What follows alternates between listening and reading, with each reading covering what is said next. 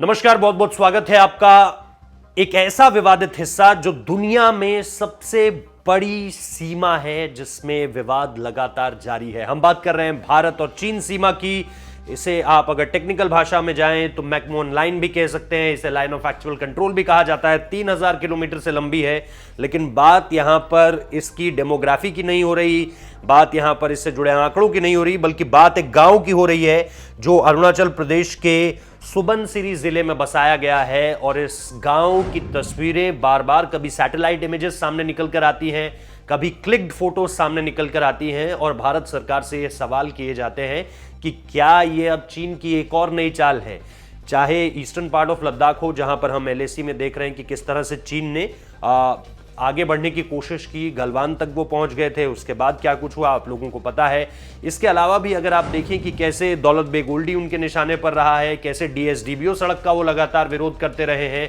इसके अलावा देपसांग से लेकर डिमचौक बीच में हॉट स्प्रिंग्स हैं, गलवान का जिक्र मैं कर चुका हूं।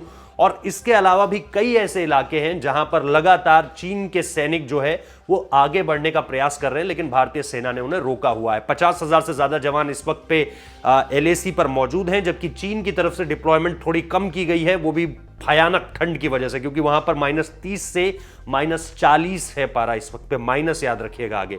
और इसके बाद अब ये जो खबर सामने निकल कर आ रही है, ये अरुणाचल से सामने निकल कर आ रही है। वहां पे भी हमने बीते दिनों आपको तवांग की स्टोरी सुनाई थी, जहां पर भारतीय सेना यानी आईटीबीपी के पैरामिलिट्री फोर्स के जो अर्धसैनिक बल है हमारा, उसके जवान वहां पर तैनात थे। वहां पर भी कड़ाके की ठंड है, माइनस से नीचे है जो है पारा वहां पर भी।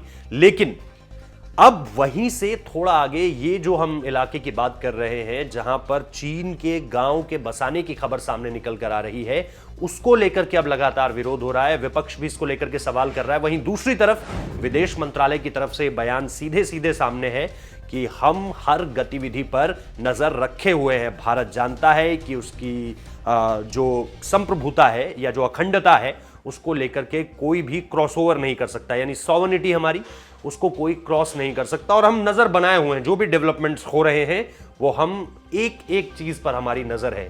तो ऐसी जानकारियां पहले भी सामने निकल कर आई हैं। डोकलाम को लेकर के आपको पता है, उसके बाद ईस्टर्न पार्ट ऑफ लद्दाख आपको पता है, और अब अरुणाचल प्रदेश से भी ये तस्वीर सामने निकल कर आई है, जिसको लेकर के बहुत सारे सवाल इस वक्त पे उठ रहे हैं, लेकिन सारे जवाब इस वक्त पे हमारे सामने नहीं है। हम भी नहीं चाहते कि हम जंप द गन, अंग्रेजी में कहते हैं, कि बहुत आगे तक बोल दे, लेकिन इंतजार कीजिए सरकार के बयान का। एक ऑफिशियल स्टेटमेंट इस पर जो है हमारे विदेश मंत्रालय का आ चुका है।